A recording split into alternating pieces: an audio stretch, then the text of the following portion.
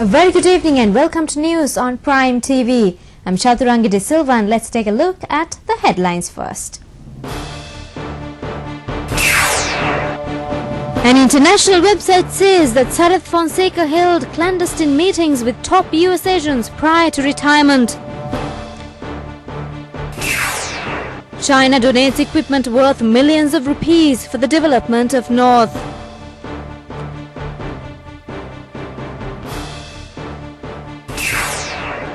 More officials will be deployed for election duty at the forthcoming general election.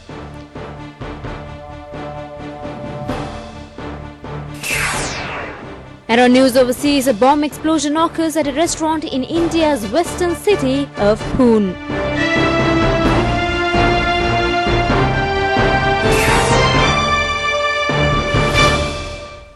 Well, now for the news in detail. The local news first. It is learned that when Sarath Fonseca visited Washington in his capacity as the Chief of Defense Staff last October, he had clandestine meetings with the top agents of US Department of State and the Department of Homeland Security. The Asian Tribune website in an exclusive article said, during these meetings with those agents, he handed over classified documents on the final phase of the war and specially prepared series depicting the vivid scenarios of the encounters with the Tigers, including the shooting down of LTTE leader Prabhakaran and his family members. According to sources in USA, it was learned that Sarath Fonseca met discreetly and those agents had several rounds of talks with him at a secret location where he was assured that he will be safeguarded in any future action taken up against Sri Lanka government and charged in any war crimes tribunal. Also, it was agreed that to begin with, Sarath Fonseca would resign his position and contest against incumbent President Rajapaksa. The American agents agreed to foot the election expenses. It was planned by a victory in the presidential election or by any other means, Mahinda Rajapaksa and his family would be eliminated. Also, the agents assured him that the international community would be behind him. After returning to Sri Lanka, the first thing he did was to visit the US Embassy in Colombo and meet US Ambassador in Colombo, Patricia Ebutenis.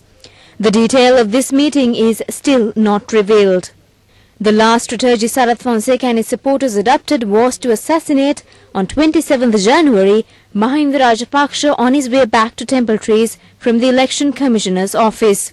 Again, they could not implement it as Asian Tribune alerted that Sarath Fonseca and his men were occupying rooms and were up to some mischief, which alerted the army to cordon round the hotel, a development which again not expected by Sarath Fonseca and his men. Sarath Fonseca is a man who by nature a revengeful person, who will never tolerate anyone who stand on his way or anyone who oppose him. He was fuming with anger against Gotabaya Rajapaksa and Mahinda Rajapaksa for removing him from the all-powerful position of the army commander and appointed him to a toothless position as Chief of Defence Staff. He was furious that Gotabaya Rajapaksa turning back the shipment of arms arranged by his son-in-law from Polytechnologist in China. He was an army man with vengeance. He was prepared to work with the devil and LTTE, the very organization he claimed to have defeated in the war. China donates more equipment for infrastructure development in North and East. The latest donation is worth 285.4 million rupees. The Chinese government donated the stock of equipment to rebuild areas devastated by terrorist activities and on behalf of the Uttara Vasantiya program mooted for the resettlement of civilians displaced due to terrorist activities. China's ambassador Yang Xiuping handed over the donation via the Ministry of Nation Building and Estate Infrastructure Development. The donation was accepted by Prime Minister Ratnasiri Wickramanayake.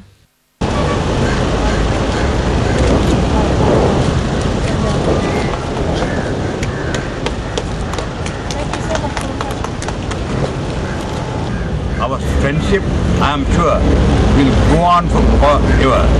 That is our prayer, that is our wish. You are emerging as an economic giant in this part of the world. Along with two other countries in the world are emerging. We are there with all our goodwill to wish you all the best. Let us work together for the peace and maintenance of world peace right throughout the world.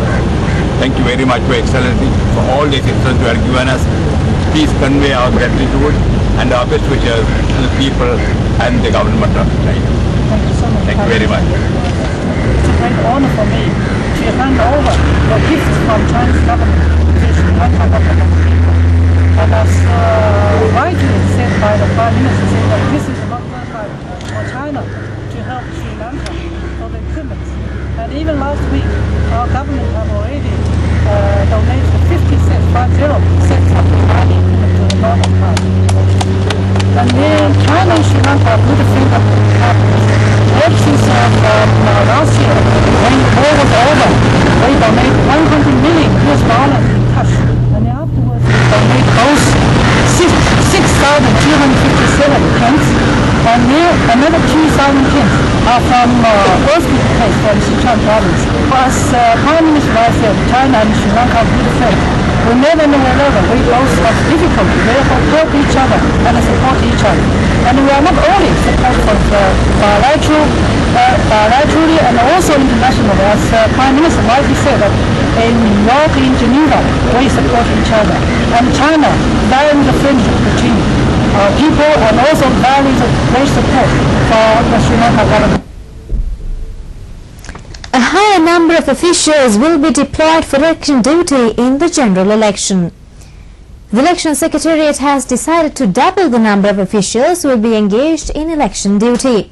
It said that this decision was made as more preferential votes will have to be counted compared to the last presidential election. It is also believed that this arrangement would be more efficient.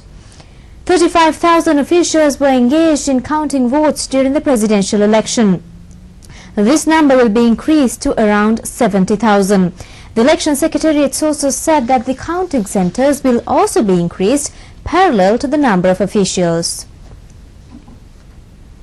The central bank is planning a $100 million refinance fund for the Jaffna Peninsula, which is seeing an economic revival after a highway to the south was opened with the end of a decades-long conflict. The Northern Regional Development Fund will channel loans to businesses in the region through existing banks. A 3 billion rupee refinance scheme for small loans called Vadakin Vasantham or Northern Revival, which was set up by the central bank, has already seen a flood of loan applications. The new fund is being started following requests made for a special development bank for the region at a forum attended by Central Bank Governor Nivad Cabral last month in Jaffna. The central bank is also looking for space to set up a regional office in Jaffna. Banks are rushing to open branches in the north with the conclusion of the war. The central bank has so far given the nod for 91 bank branches and extension offices to be opened in the region. You're watching Prime News, and still on the local segment, a convocation will be held at the Jaffna University after a lapse of 3 years. The convocation has been scheduled for the 26th, 27th and 28th of this month. It is the first convocation to be held after the war ended. More than 3,000 students will receive their degrees. Postgraduate degrees will also be conferred simultaneously. The Jaffna University was inaugurated in 1974 under United Front government led by the SLFP. The transport of containers via the railways has resumed. The service has resumed after a lapse of many years. A special train carrying containers left the Colombo Fort railway station this morning to Thundikulam. The main control room of the railway said the use of containers for the transport of food and other goods is a profitable system. As such, the Railways Department said it took the necessary initiatives for the resumption of this service. Chief Railways Controller Nihal Ferdinando said a special ceremony was organized in respect of the transport of 11 containers. Well, up next is